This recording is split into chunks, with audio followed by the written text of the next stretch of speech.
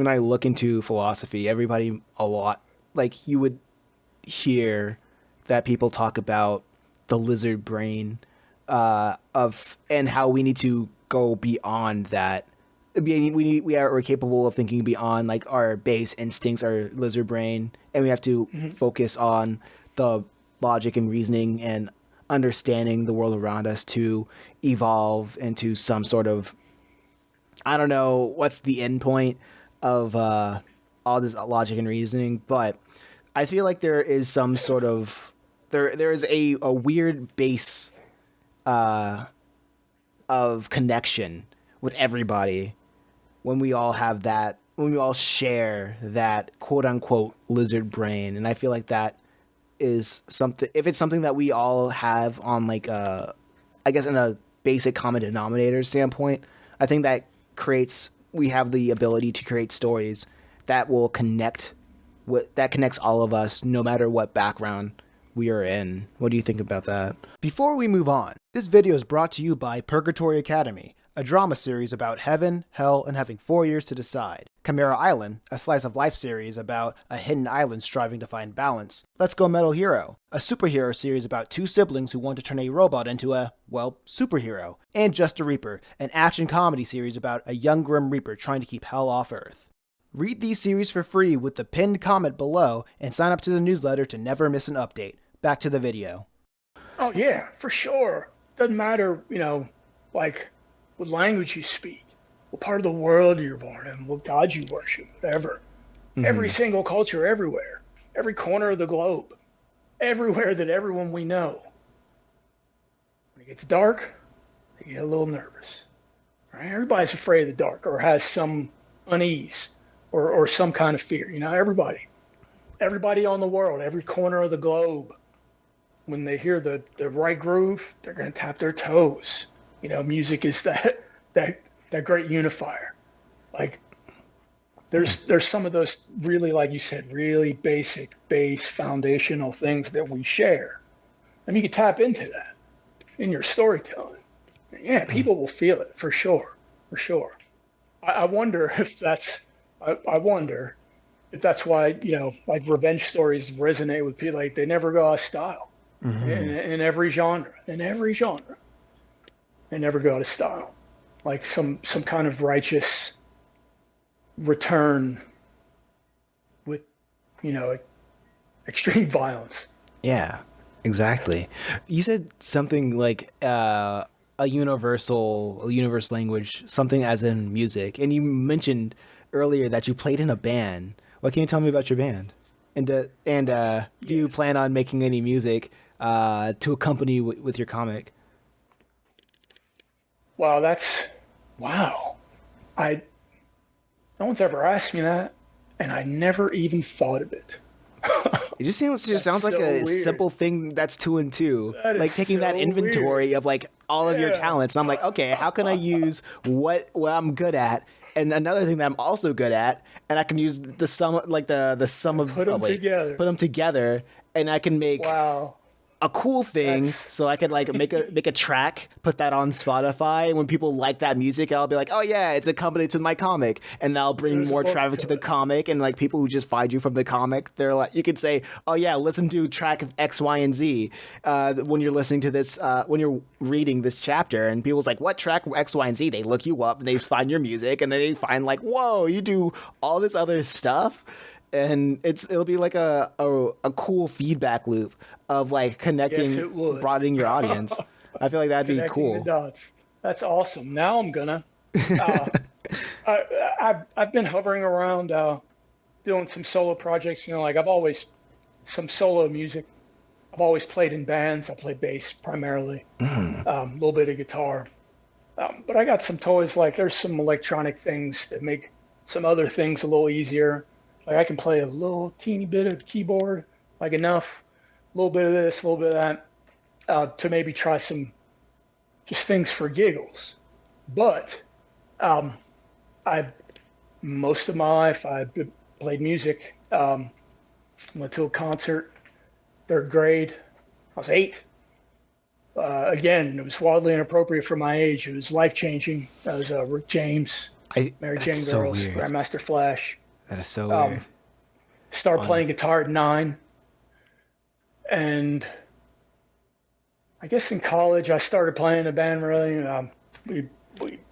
I bought a bass. We started a band. Didn't really know what we were doing. It was awesome. Played with those guys until just a couple of years ago. But making music was always, everything. It was everything. And for a huge chunk of my life, that was my transition from being a 24-hour-a-day athlete. When I was like, I don't know what I'm doing, where I'm going, what's happening. I was just starting to do that in earnest. And I had this kind of wild summer. And at the end of that, it was like a switch flipped. And I went from being the guy in the Speedo to the guy with the guitar for, the next couple decades, the next phase of my life. Mm-hmm. So I played original music in a couple bands, had a lot of fun, got to see a lot of places, did some really artistic or things that I was proud of artistically, some things that looking back, not as cool as I thought. As we live and learn. Right, as we do. But I never really started making money. And I don't want to say making money like it's everything. Mm-hmm. I'll rephrase that. Making a living playing music. Until I start playing covers. Why do you think there's such animosity when it comes to like talking about money and like art? There's a whole lot of artists, as we know, who who feel way too punk rock about the business side of it to ever take it seriously or learn what they need to learn or attack it with the same fervor as they attack their craft, getting good at their craft. Mm-hmm. And we're never going to be able to convince them otherwise. But at the end of it all, especially with music, I did it anyway. I mean, I did it when I was really, really poor, like eating Vienna sausages, no bank account, cash in a fishbowl, just me and my dog. And I did it anyway because I loved doing it. Like I was compelled to do it. I could not do it. I actually tried to give it up, and I was miserable. And I didn't know why I was miserable. And then I picked up my guitar again, and it was, I mean, this was a few years where I didn't play at all. And I was totally miserable now. And I channeled that into writing, which was great because those years are when I really worked on my writing chops and learned a lot. But it was with intent because I was feeling this gnarly kind of emptiness, but I didn't know what it was. I couldn't articulate it. Didn't know what was happening. What was happening was I wasn't rocking out. So when I went back to playing, I was like, oh, okay. This is a real thing. Like this wasn't just a youthful humbug because I thought it was cool and I could meet women and like it wasn't any of that. It was all that I said it was when people were looking at me cross-eyed like I was crazy. This feeling that I just had to, I was compelled to. So, it was that there's only one or two things in the universe that can do that to people. Mm-hmm. As a people, I mean, like cross all those barriers, all those lines that we draw in the sand. And music is, I mean, you don't have to speak the language, but every time you find out somebody digs some artist or some song, especially the really important ones that you're into, you always look at them a little differently. Like they go up a couple notches or down sometimes, unfortunately. But but you're always like, oh yeah, yeah, like you got that thing in common right away. Um, Yeah. so it's never been a superficial, like I cannot make playlists while I'm writing. Like I can't just listen to tunes while I'm writing stuff. I'm like, what? No. Like when I listen, I'm listening. Like people, listen to music in the car, in the house while they're cleaning, while they're writing, while they're doing whatever. But when I listen to music, I have headphones on. I beam it directly into my brain at, the appropriate volume for the appropriate tune, and I actually listen. So I cannot have music playing at all when I'm writing. So I will obsessively watch like old 90s TV show, like a lot of Highlander right now. Oh, Well, a lot of wow. Highlander while I'm Like you writing. would watch, Because I'll like look up and there's a sword fight. Oh, you would yeah, listen to Yeah. TV while you write, and you can't listen to Oh, music. yeah. I am the absolute opposite. Really?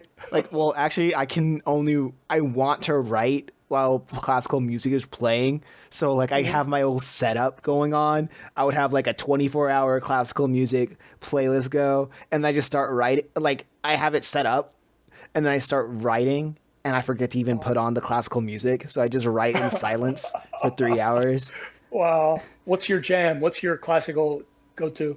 I don't have a classical go-to, honestly. I just listen to like classical music. It really meshes to me. I can't tell the difference between Beethoven or Bach or Debussy, but like it's I don't know. My brain can't mesh. I can't differentiate like what makes one artist different from another. But I do know that it tickles the brain differently. Listening to something classical over something that's heavily repeated, like instrumentals. Yeah. Oh, yeah.